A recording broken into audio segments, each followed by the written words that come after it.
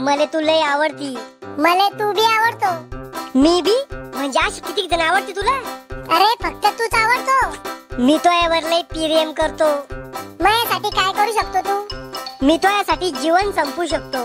संपव बर का? संपवलं? अरे मग तू मी लागून नाही. अव जिपरे, मी असं थोडी म्हणलं मी मग जीवन संपवीन.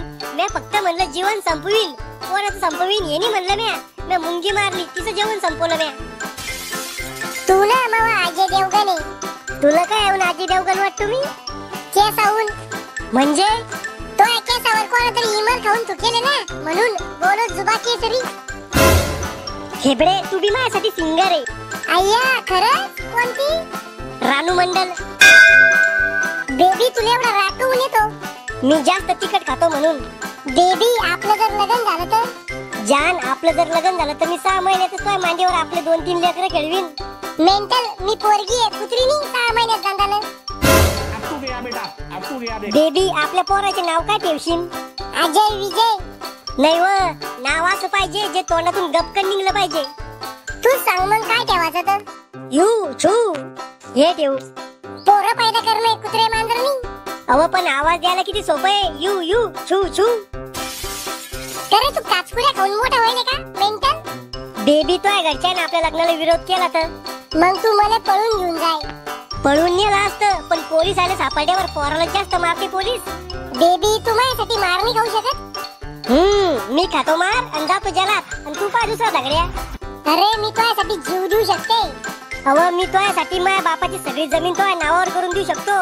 भले माझा बाप भिकारी झाला तर चालन. त्या झिपरीसाठी आम्हाला भिकारी करतो का? झिपरी नाही, आधुनिक काळातली हेमा मालिनी नाही. शोपनावर झिपरे मोक्कार पुरीच्या नांदी लागला का? मोक्कार नाही, मी फक्त 5 बॉयफ्रेंड आहे. तू थांबले फोन. मला वाटलं मग पोरग लय गुन्ह्याचं आहे. बिडीची पुडीची तलप नाही माझ्या पोराले.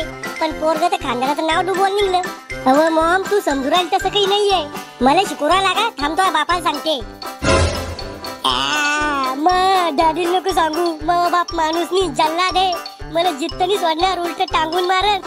हे तुला त्या झिपरीच्या नांदी लागायच्या आधी समजायला पाहिजे होतं. पोरग गेलं ना आपल्या हातातून. काय झालं? त्या दिवशी जर तुम्ही मूड मध्ये नसते तर शावल्यात पैदा नसती झाली. अव झालं काय ते तर सांग. रावल्या कोणत्या तरी पोरीच्या नांदी लागला. खानदानाचं नाव डुबवलं पोरानं. तो या लाडामुळे झालं हे सगळं. मी तर दररोज पोकळ बांबूची सर्व्हिस द्यायला केलं. तो पोरीला म्हणी मी माझ्या बापाची सगळी जमीन प्रॉपर्टी तो नावावर करून देतो.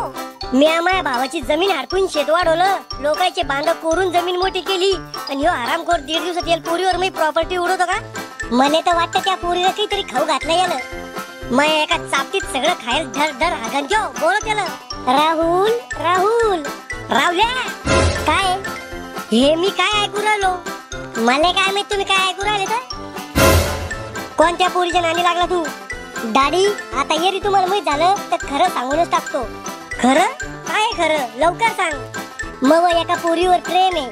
तो दिल एक जान आहे आम्ही. मी तिच्यासाठी जीव बी देऊ शकतो. ही देऊ शकते का नाही काही माहित नाही.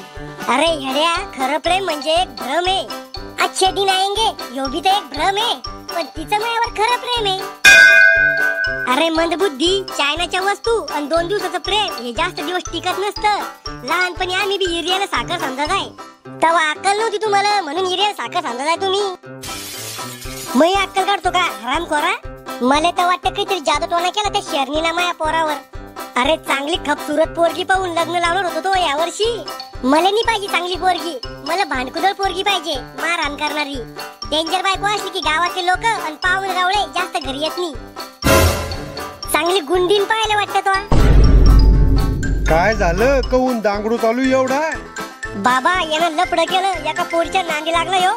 करे नातू, मै सगळी इज्जत मातीत घातली तो. अहो तुम्हीच मातीत जायचा टाइम आला. मासनात गवऱ्या गेला तुमच्या. तुमचीच माराची वाट पाहू राहिलो मी.